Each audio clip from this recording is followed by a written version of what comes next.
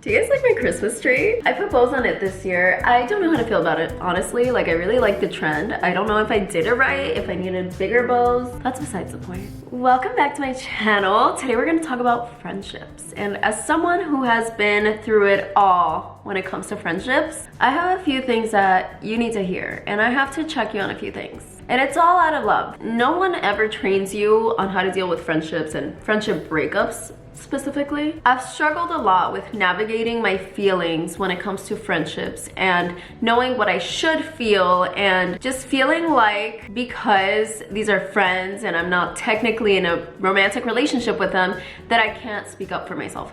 But that's not true. We're gonna get into a few things today, like outgrowing friendships, the types of friends that you're gonna have, knowing when to speak up, knowing when to let go, friendship breakups, all of it. And always remember that angels are watching over you. That's what my little thing says today. I just realized that it's in the background, so that makes me feel really good. Welcome to Jill's Journal, episode 5. Grab a little drink and let's get into it. First things first, outgrowing people is completely normal. I feel like this is one of the hardest feelings to navigate because most of the time when you outgrow someone, nothing really happened. Like, it's not like something so specific happened that you're like, okay, I can't have this person in my life anymore. Sometimes you truly do just feel like you're not connecting anymore, and this usually happens over time. We don't have a lot in common anymore. We have different goals, our lives are going different ways, but it's normal that when you know someone for so long, sometimes you start to outgrow them. You start growing in different ways. And what sucks is that a lot of times this happens because one of you is stuck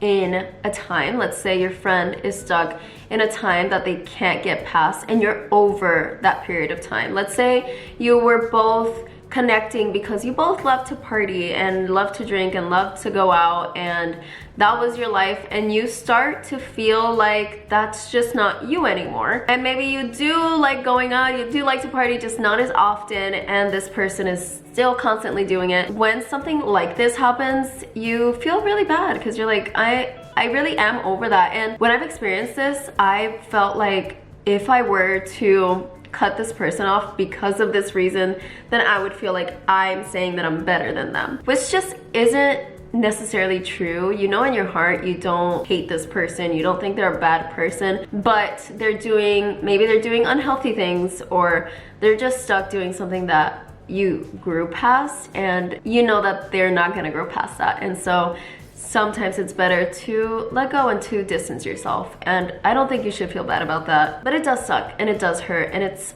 a conflicting feeling. Something else to keep in mind is that you're gonna have all types of friendships. Not all of your friendships are gonna be so deep and serious, and I feel like a lot of times we know that, and the important thing to keep in mind here is that you're both on the same page. For example, I have a friend that I've had for years, and I would consider her one of my best friends, but we don't even talk often. I barely know what she's up to most of the time, and that's because we're very different in how we live our lives. I'm aware of that, and I know that she's living a regular 20-something life, and every time we speak we catch up, and it's so normal, and we can still connect, and we still love each other, and it's still very mutual, and we mutually know that we don't hang out often. But if she were to call me right now and she said, hey, I need you, come here, like, I would fly over there. And a lot of friendships are like that. A lot of friendships you meet, and maybe you have like work friends that you only see at work, or you hang out at events or whatever, but then you have friends that you've had for a long time, and you've established a relationship, and then suddenly they ghost you. Or you have friends that you meet and you connect so quickly that it kind of feels like love bombing in a friendship way. I'm telling you, friends can love bomb you too. A lot of times I feel like friends love bomb you more than romantic partners. But what sucks is that because they love bomb you, and because they're just your friend, they're not your romantic partner, it feels like they're allowed to disappear without saying anything, and you can't say anything, or you can't be like, hey, I'm concerned, because they're just your friend. And I've experienced this feeling as an adult so often, because I'm like, I'm an adult, I don't want to seem like I'm needy or childish, and I don't know at which point it became okay to like be unresponsive with your friends. This bothers me a lot. I feel like there's a new mentality that we have in society, is that you can be unresponsive. It's okay to not answer the phone ever. It's okay to mind your business if your friend needs you, but like you can't handle it, like that's okay. And yeah, that may be true to an extent. Like we all are going through life, we're adults, we're all going through our own shit. But personally, I feel like that's not okay. And if you do make those mistakes, like I'm not perfect. I have been that unresponsive friend, but I'm aware that that's not okay, that I have made people feel like shit, and I've learned from my mistakes. I just feel like you do have to nurture your friendships as you would a romantic partner. If not, maybe a little bit more, because this person is gonna be there for you to listen to you with all your problems. At least I know that that's my role as a friend. And if you go from love bombing each other to then one of you just disappears and you're seen on Instagram living your best life, it can be very hurtful. I have always been the type of person that I want to be loved so badly, and maybe that's just anxiety, maybe that's just how I was raised, but I've always wanted to be loved by people so badly that I tend to be like hyper aware of like how my friends are feeling, and I never want my friends to feel bad. And again, I'm not perfect, but I know my intentions are always good, and I always want to know if I made a mistake that you can communicate that with me, because I want to be your friend forever. I've also always felt like I'm really good at reading people, but I always give people the benefit of the doubt. Let's say I just met somebody for the first time and my first impression of them was, this is not a very good person. This is not somebody that I would want in my life. I still give them a chance because maybe they were having a bad day. Maybe that's just the impression that they give off. I know I can give off a bad first impression a lot of the times, and I think that's because I've been told so often that I'm intimidating. And I don't say that to brag, because I don't like it. I don't like being intimidating. I like people to feel warm and welcome with me, but that might just be because I'm pretty reserved. So because I know that people might sometimes have a bad first impression of me, I like to give people a chance. But as much as I know that this person is not being a good friend to me, they've proven time and time again they're not reliable, like I know in my heart that they're not genuine, I tend to keep people around because I want to see the best in everyone. And that's something that you need to learn, when to stand up for yourself, because you're getting stepped all over. There's nothing that makes me feel worse than knowing that I am the only person making an effort in a friendship, knowing that I'm time and time again asking somebody to hang out. If I don't reach out, I never hear from them again. Eventually I just start feeling annoying and needy, and then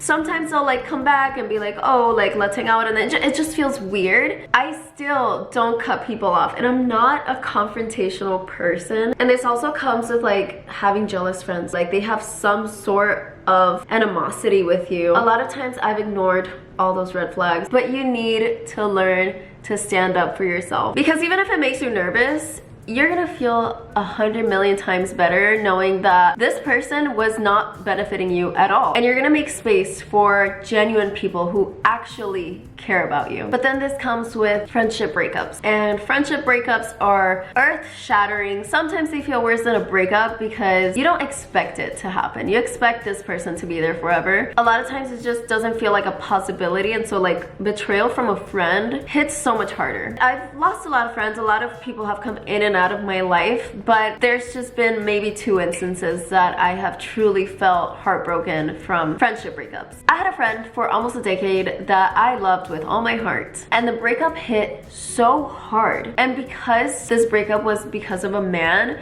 I think it hit that much harder because I felt very betrayed. I've never been like a needy friend, even though I've constantly felt needy. I know that I'm not a needy person. I don't need you to talk to me every day. But listen, when your best friend that you have known for so much of your life starts dating someone that is arguably the worst person in the world, everyone is telling them the same thing, and they're very aware, and they still choose this person, it hurts. And it's worse when you bring it up and they verbally choose this person. You feel like you're mourning someone that isn't dead. Like, this is just somebody's girlfriend now. And now she only exists in my memories. And I feel like everybody that has ever lost a friend can relate to that. But experiencing something like that can affect all of your future friendships if you're not aware, because you meet new people and you're so afraid to be your true, honest, genuine self because you're anxious. I've always been so anxious that if I show my true self to someone I just met, they will see me as too much. But that stops you from forming genuine connections and meeting people that have good intentions for you, because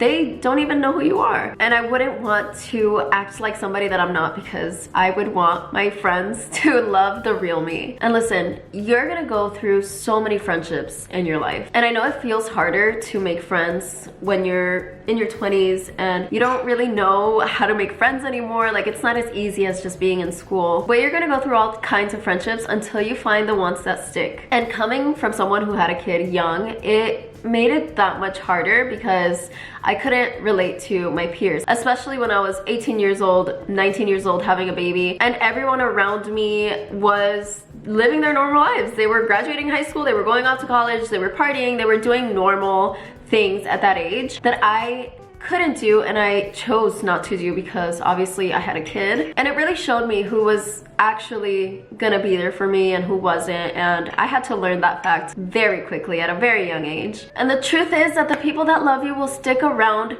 no matter what. They will be there for you 100%. And this is always gonna be true. Even if you don't have a kid, even if you didn't experience the same thing that I experienced, that's always gonna be true. But these are just things that you're gonna have to learn throughout life. You're gonna have to learn when to stand up for yourself and when to stop allowing people to walk all over you. So if you're struggling right now, and if you have, let's say, a jealous friend, somebody that's always throwing digs at you, that's not a friend. If you have someone that makes you feel left out whenever you're in a group of people, that's not your friend. If you feel like you're the only one making an effort, and you know that if you don't text them first, if you don't call them, if you don't ask them to hang out, you're never gonna hear from them again, that's not your friend. And I know that it feels like you want to keep these people around because you're afraid to be alone. And that is such a normal human emotion, right? I have felt that 100 million times. I never wanted to let go of certain friendships because I'm like, who am I gonna hang out with? Like, I'm gonna be alone. I know this person isn't fully 100% my friend, but like, they're fun to hang out with. But then it just ends up feeling